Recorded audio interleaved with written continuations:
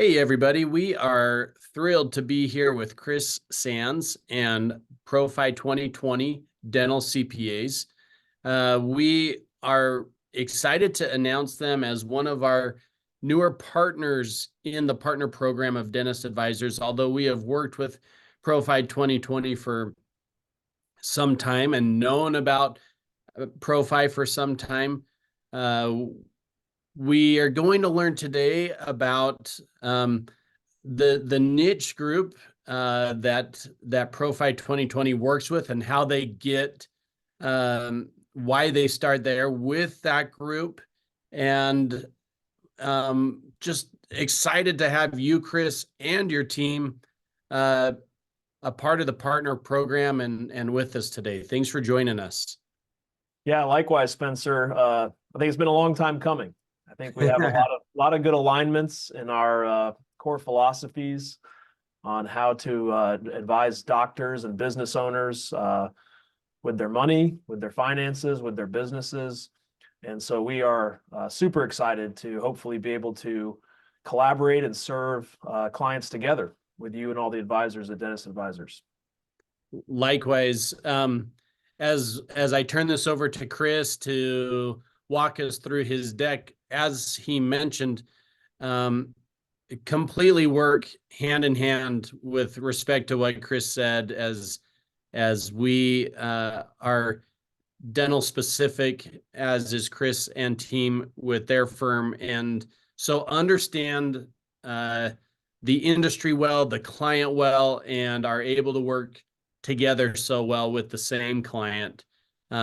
Chris, I'm going to turn time over to you and allow you to share your deck and walk us through the Fro-Fi 2020 model. Awesome. Well, I want to start by saying, we have a strange name, Fro-Fi 2020, and that's very intentional. It is a play on words. Sometimes we get called Profi because Fro-Fi was originally a play on the word Profi, meaning preventative care. And then the breakdown of the word Fro-Fi is pro meaning several things: proactive, fi meaning financial, so proactive financial advice, pro also meaning providing financial clarity. The 2020 is clarity. And when we were deciding on starting the company, this was a big point of contention. Like, what do we call ourselves? We were originally Fro-Fi Accounting Solutions, but the 2020 brought things into focus. And we had no clue that there would be a 2020 pandemic. And so it actually helped us a lot at that time. But I never knew that I would be a co-founder and a partner in an accounting firm. I am not an accountant. My business partner, Brent Saunier, the other co-founder, he is the CPA, brains behind all the operations. I come from the background of working in a dental practice. It started out as an experiment, but it was more from the practice management side. And every frustration that I had when I worked in that practice, I had to sadly fire the CPA every year for 3 years. Every frustration that I had, I tried to make note of when we took on this endeavor to create a service offering in the dental space for dentists, for the entrepreneurial-minded, growth-minded, numbers and money-focused entrepreneurial dentists. Everything that I found missing in the industry that I could not find. 2 out of the 3 CPAs that we used were dental specific, but I found that they did accounting for a lot of dental firms, but they could not interpret and explain the financials in a way that I could understand or give me advice to what changes to make inside the practice. So that is the genesis of our name, and we were founded with the intent of creating more clarity, but being able to merge those 2 worlds of dental practice management and accounting. And so I'll go through a little bit, kind of telling you about us. So we founded the company in late 2017. We are headquartered basically in Atlanta, northeast suburb of Atlanta, called Swanee, Georgia. And we currently have a little over 40 employees, 40 tax and accounting professionals, and we only serve one profile of client. It must be a dentist that owns their own practice. We don't really serve any associates or part-time or 1099 type dental professionals, and we don't serve any other business owners, and only dentists. So we see the same stuff over and over again.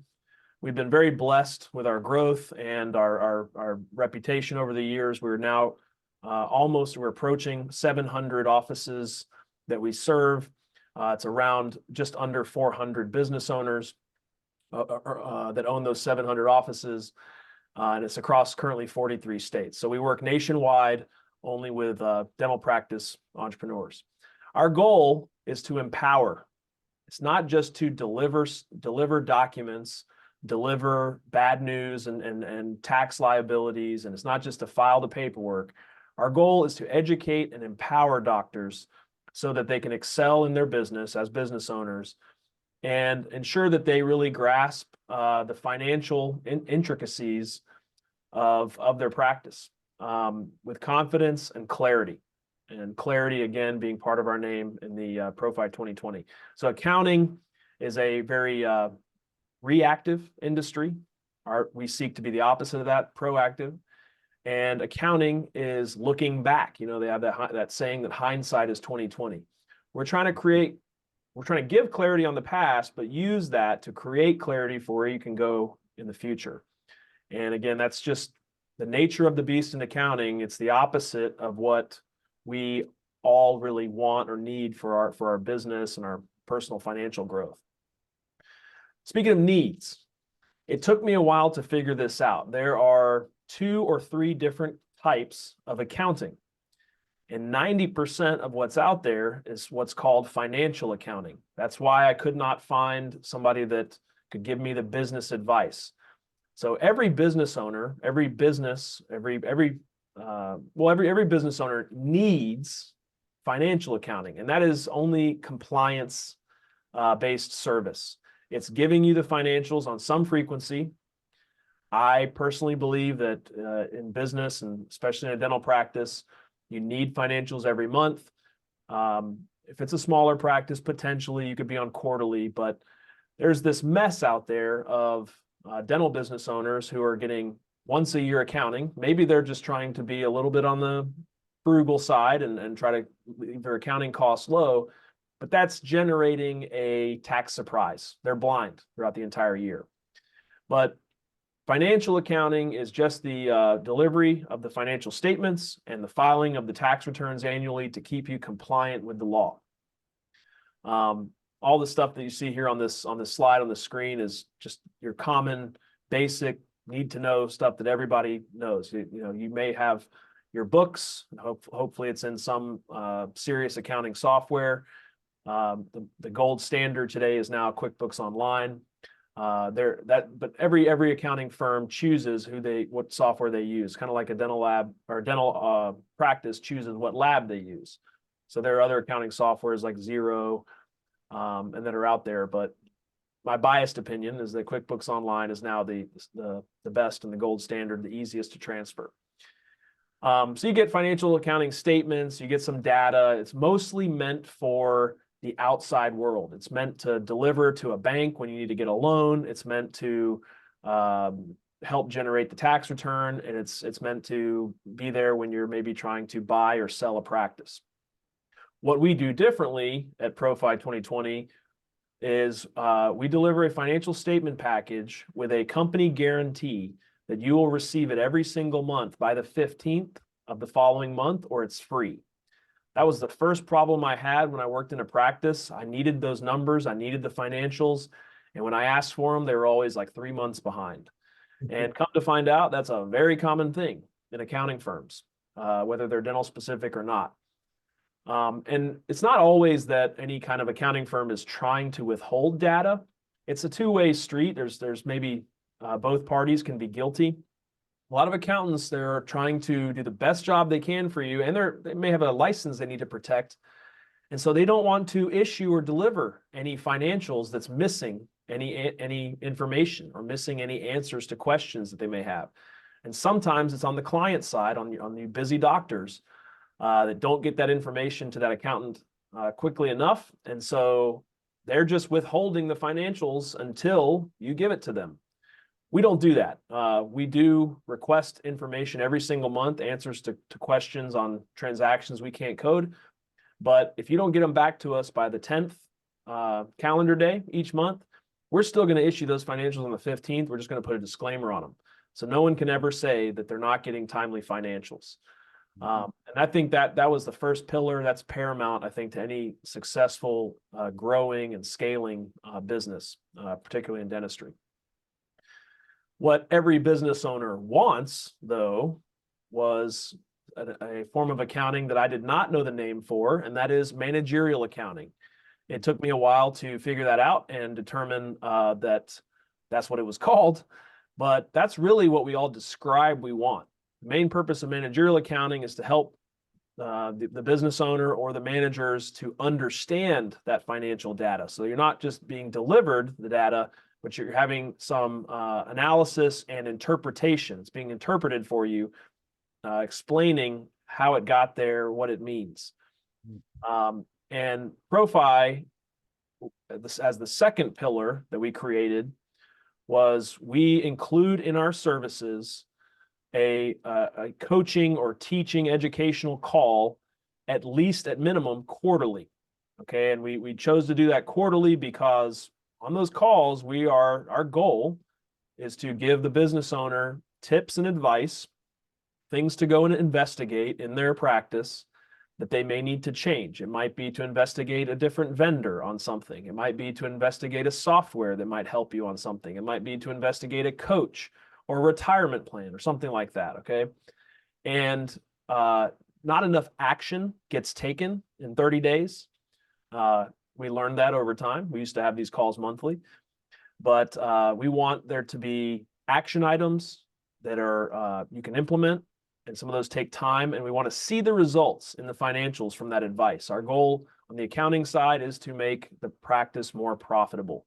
Sometimes that's advice that is for generating more revenue. Sometimes it's advice to help reduce expenses. But those take time to be implemented and show up. And so every quarter we do a check-in. And that's you only want to work with a firm like ours if that's something you desire. It's a much higher level of engagement, and the fee structure is different for that. So I didn't know what it was. It was what I always wanted. I found out that what I was paying for was just for the bare bones needs of financial accounting, and to deliver on what we all want is just a higher level of engagement. So for that reason, we're not the best fit for every single dental practice owner. And this comes back to my core belief on when accounting is necessary or beneficial. I always say that when I was running the practice and I was getting the financials, they were late, behind on time. Accounting doesn't do anything to generate revenue. Okay, it reports, but it doesn't grow the revenue of the business.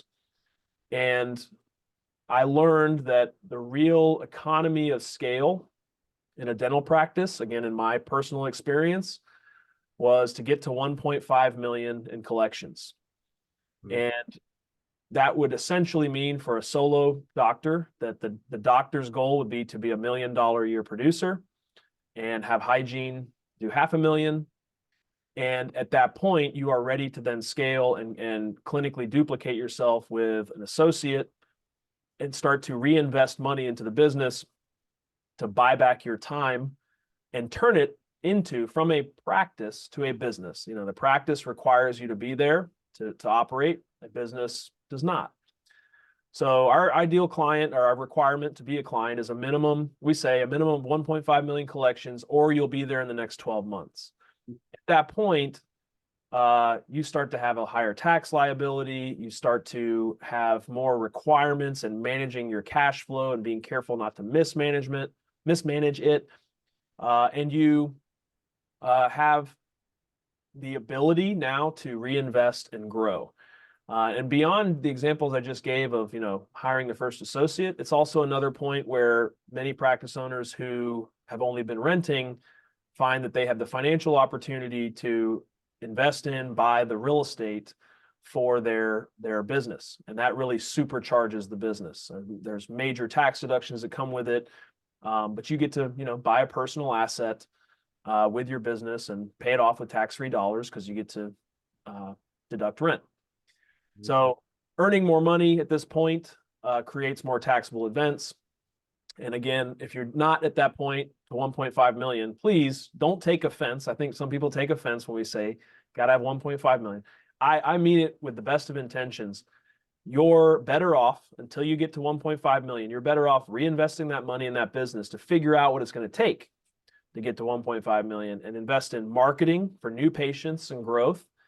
Invest in hiring more team members to handle that new patient load, and hopefully associate doctors, and ultimately training. And I think training is something that does not get invested in enough. We need to train our staff, our team, and those people change in and out sometimes. If there's a constant training, never ends. But 1.5 million and up is a great point to consider the level of sophistication of managerial accounting and how it can help you. Yeah. Chris, back on that point though, reiterating it to the vetting process and the onboarding process of your team. We just appreciate the honesty and upfront that it delivers to working with the right client, and overall your model would suggest, and we know it to be true, that it works with the client when they're ready.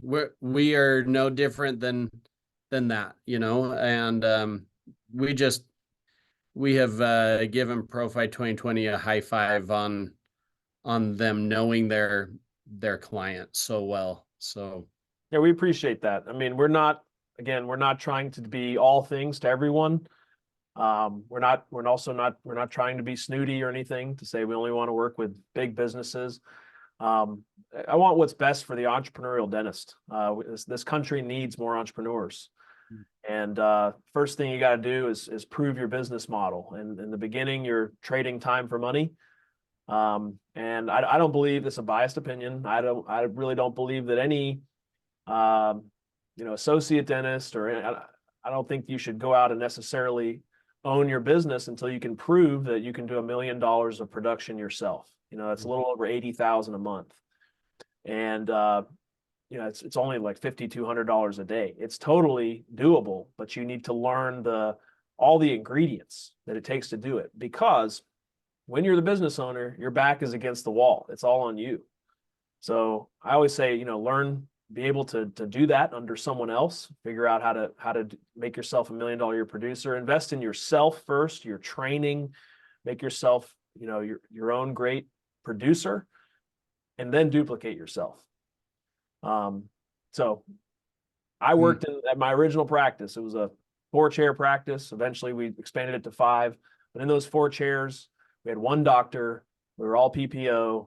We were seeing too many new patients at some point. We were seeing like 50, 55 new patients a month. I could sense the fatigue in the doctor. But we did 1.68 million in 4 chairs. I learned a lot of the ingredients of what it took to do that. And once I've seen it, and once I've lived it, and it's been proven itself, I don't accept any excuses that it can't be done. But that's kind of my benchmark. I think that everybody needs to bust it to get to that point. And it may take you several years. Some people do it really quickly. But after you get to that point, start reinvesting a different way to buy your time back so that you have a business and that it's not just you owning your own job. So that's why we say growth-minded, entrepreneurial focused, want to build their net worth, want to maybe create an enterprise. It doesn't have to be multiple locations, but we are best suited for practices have scaled beyond 1 doctor, and we do have a lot of practices with multiple locations. I think that's a common thread how people find us.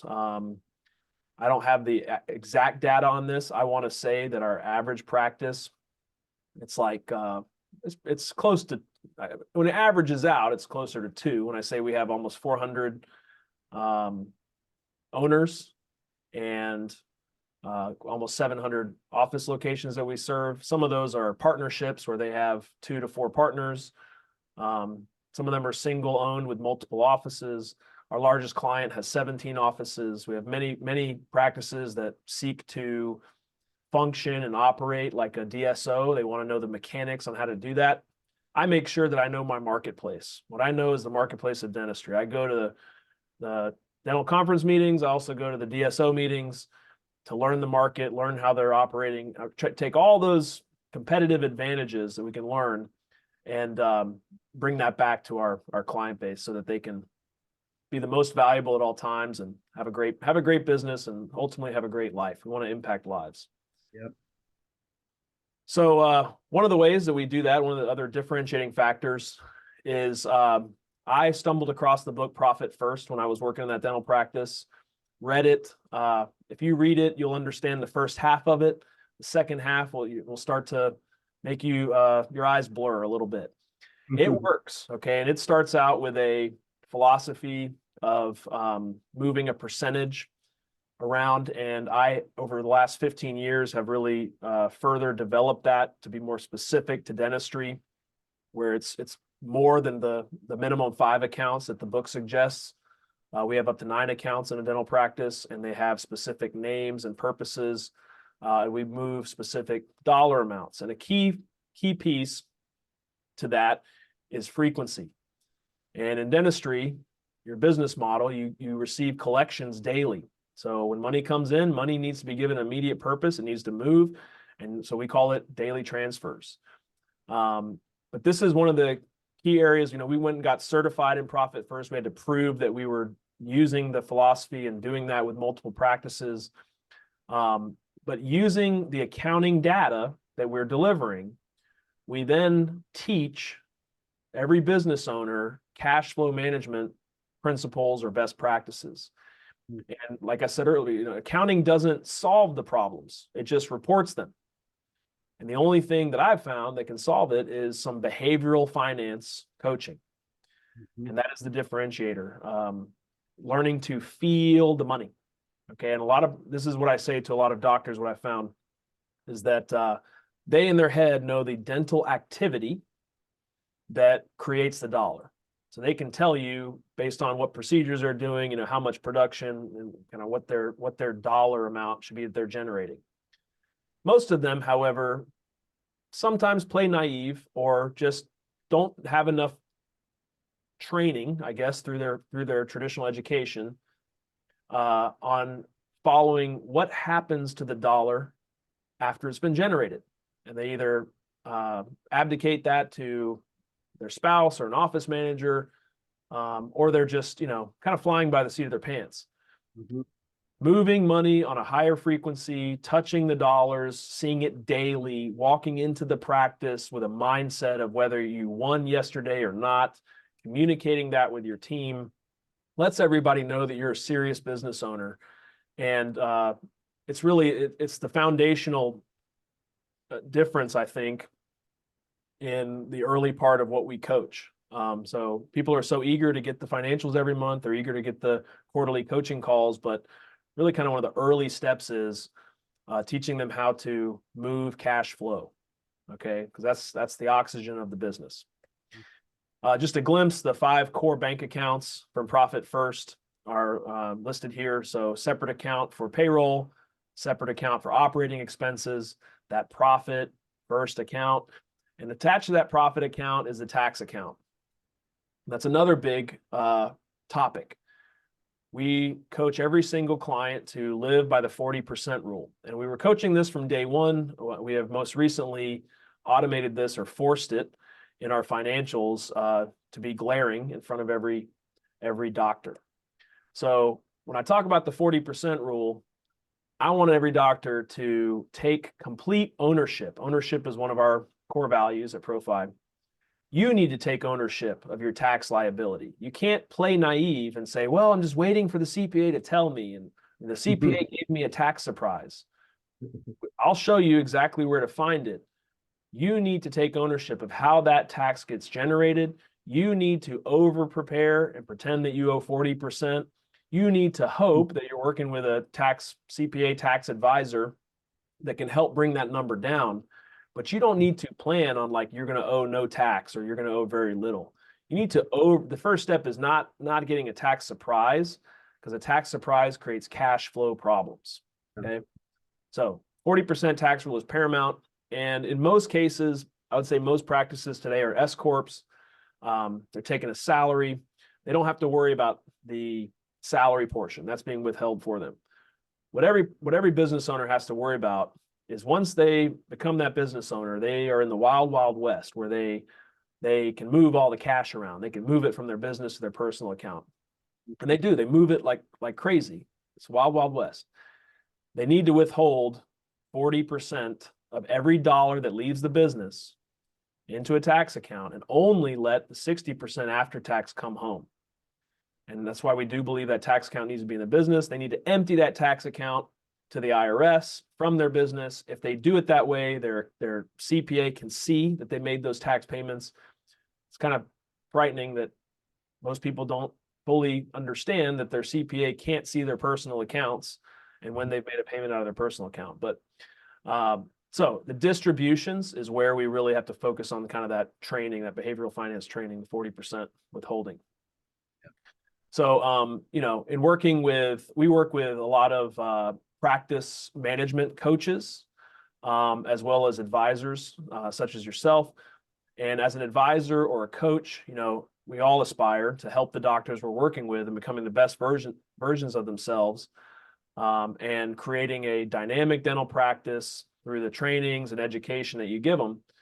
Fro-Fi is here and committed to being in a support role to unify those worlds. And I always found that the CPA, the financial advisor, and sometimes the practice growth person, that coach, they were almost in like an adversarial relationship. And I learned a few sayings along the way, and I'm not bashing accountants or CPAs because those are my people. But a couple sayings were that a lot of accountants know the cost of everything and the value of nothing. And that means that, when you go to your CPA and say, hey, how can I make my business more profitable? How can I make more money? It's very easy for them to say, well, why don't you reduce that marketing? Why don't you cut out that coaching that you're spending so much money on, when that could be the key ingredient to the financial and business, the success of that business. We are very pro growth, pro coaching, and pro advisor. And that's because I think just me bringing the non-accountant lens to it, it's worked very, very well. We're kind of supercharged when we work with any kind of coach or advisor together. Yes. So I thought I would just share a sample of our financial package and how it's different. We'll start with a balance sheet. You can see this practice here has, what do they have? 8 or 9 accounts all set up here. And each account has a purpose. We capture them on the balance sheet. We talk about it on our quarterly calls. How are you using the account? How are you transferring from your profit distribution account to your tax account?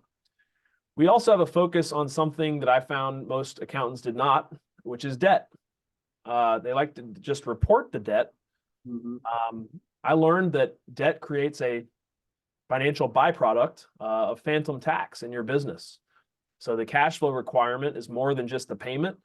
It's the payment plus the 40% tax on the principal portion of the payment. The only deductible part of the payment is the interest. You don't get to deduct the entire payment. All that cash leaves your business. So we list our debts and we list the monthly payment next to it. And we have discussions like this practice here, why is it that there's $1.1 million of cash and $155,000 of debt?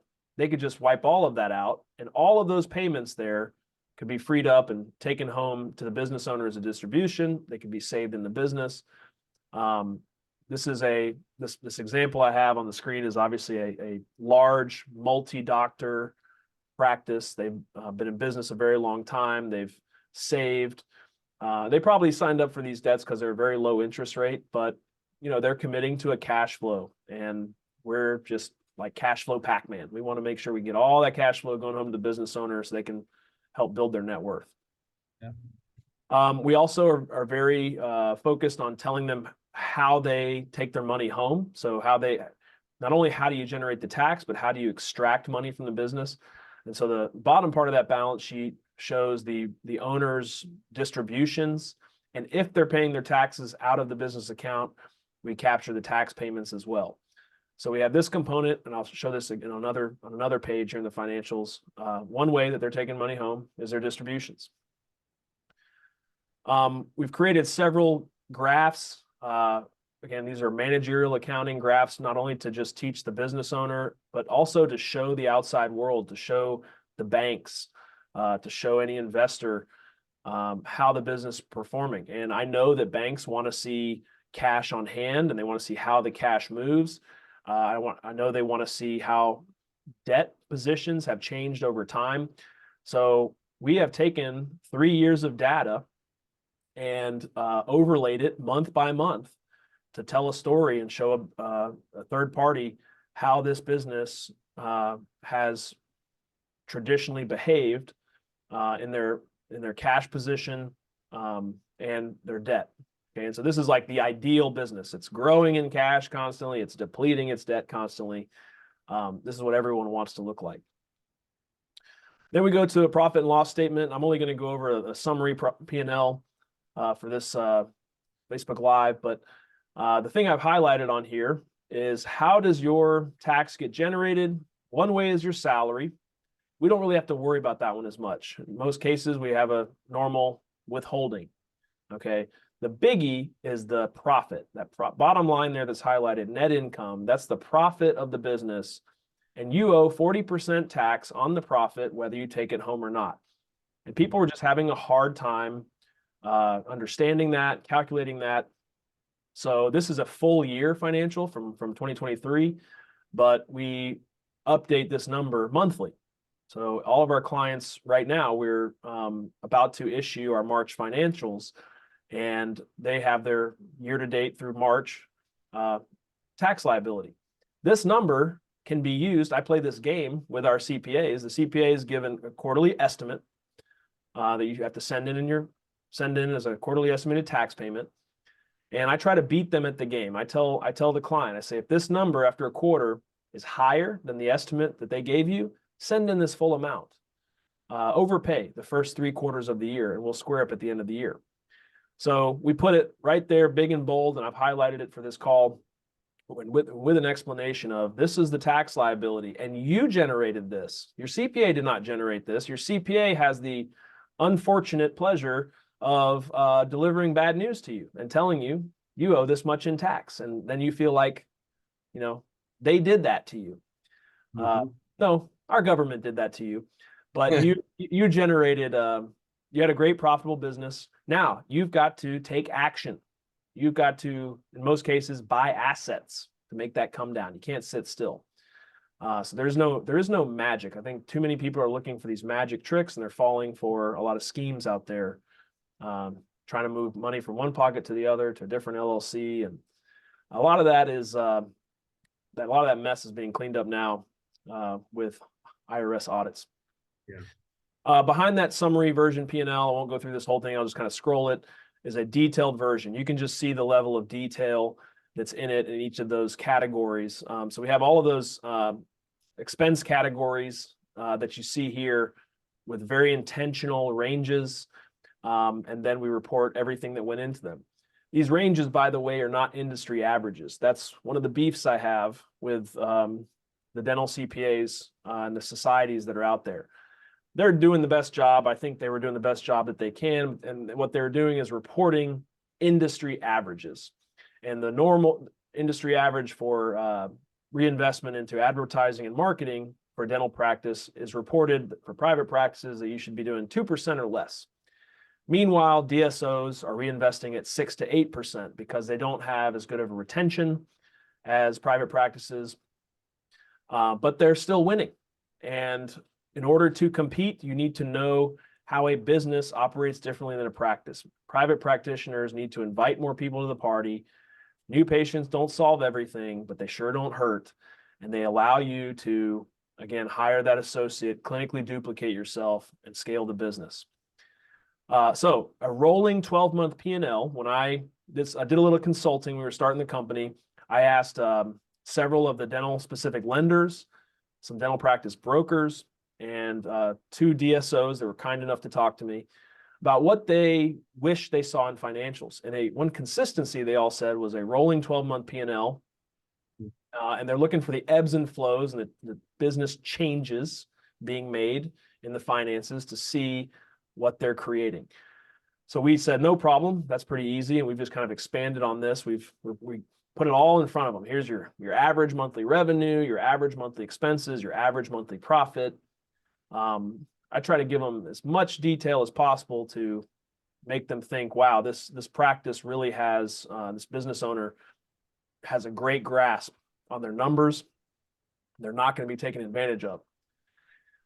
Little did I know, this bar graph, we created this in year 1 when we started it.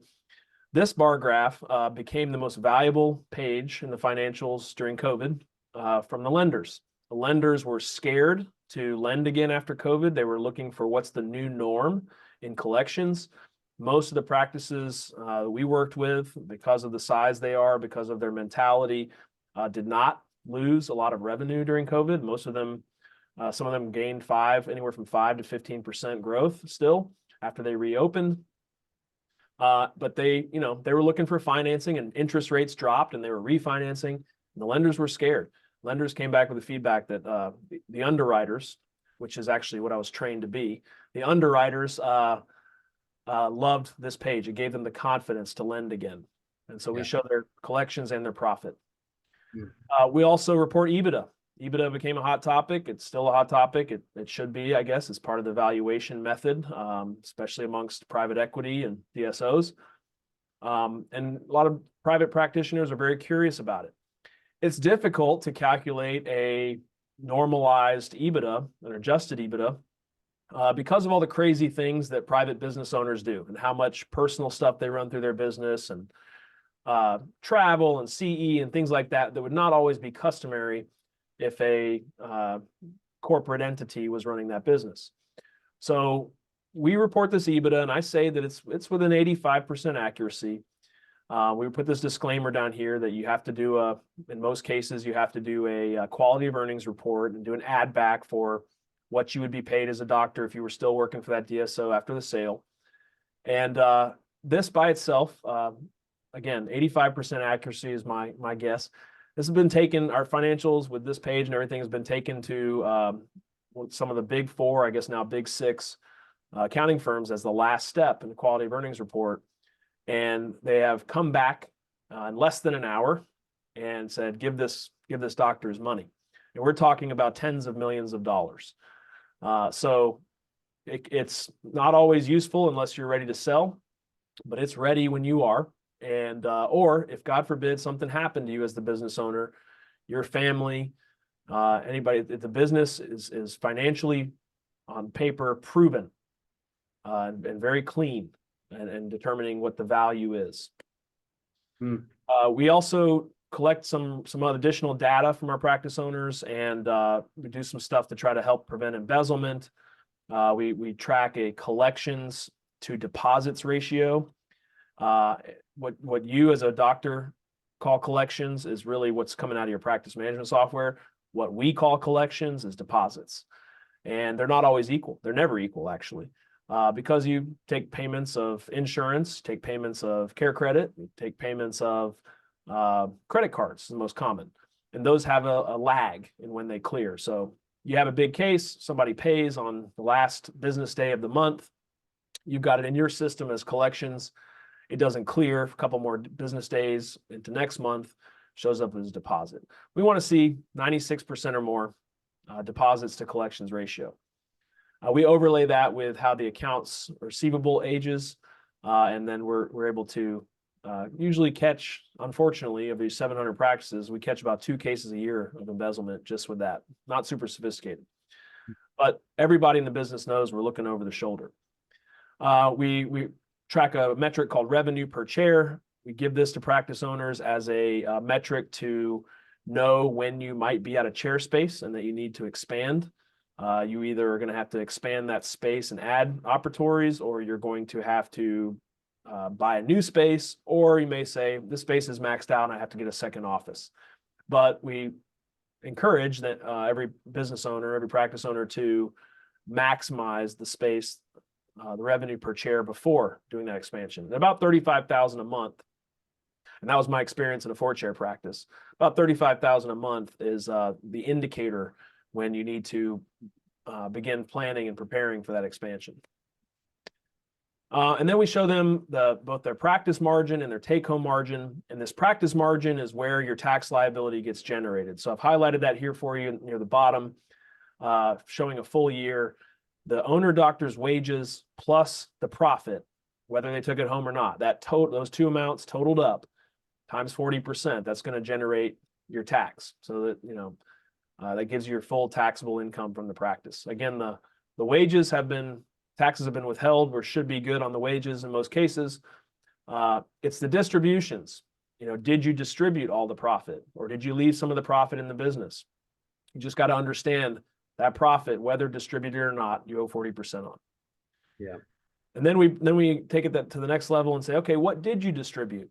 You took this in wages, you took this in distributions, your total extraction, your total take-home comp is here totaled up for you. And what's that margin? And, this is a huge practice right here. And the 11% margin looks terrible. You see 11%, that's a terrible margin. However, these practice owners don't really practice in the chair at all. They're almost 100% associate driven. They're making a great income without having to do the dentistry. And they're able to own that business way longer now by having scaled that business. So they may never sell. They may try to pass it on to family or turn it into a legal DSO so they can keep it in family with non-doctor owners. Who knows? But they have built it to the point where it's a fine-tuned business. And this is one practice out of several that they have. And then we give them a break-even point, the accounts receivable that I mentioned. And then we track in terms of consistent growth. We track new patients, and we try to answer the questions that they ask on Shark Tank, so that when you're going to one of those sharks in the private equity space, you can say, hey, I know how much it costs for me to acquire a new customer or a new patient. I know the average revenue that we get out of a new patient. This looks pretty darn good.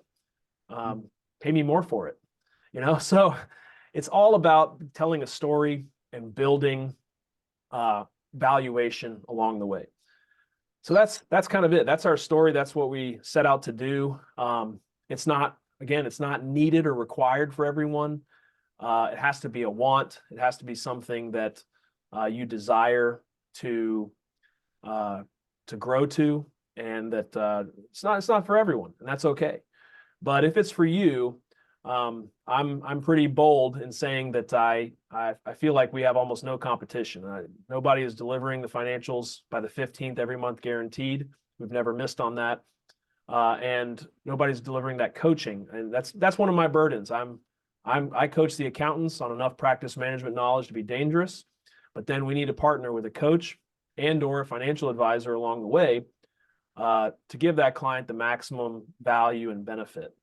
So once again, Spencer, I'm super, super excited for this alignment that we have, this alliance partnership that we have, and hopefully we can do some great work for the practice owners that are at that stage and need it.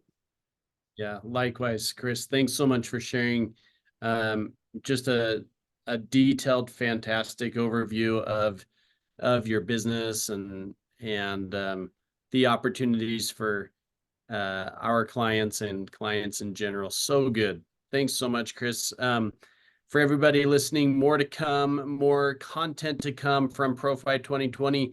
You can check them out here on our page at dentistadvisors.com. And be able to set up a consultation and work with Chris and his team. Chris, thanks again so much, and we'll be talking soon. All right. Thank you, Spencer.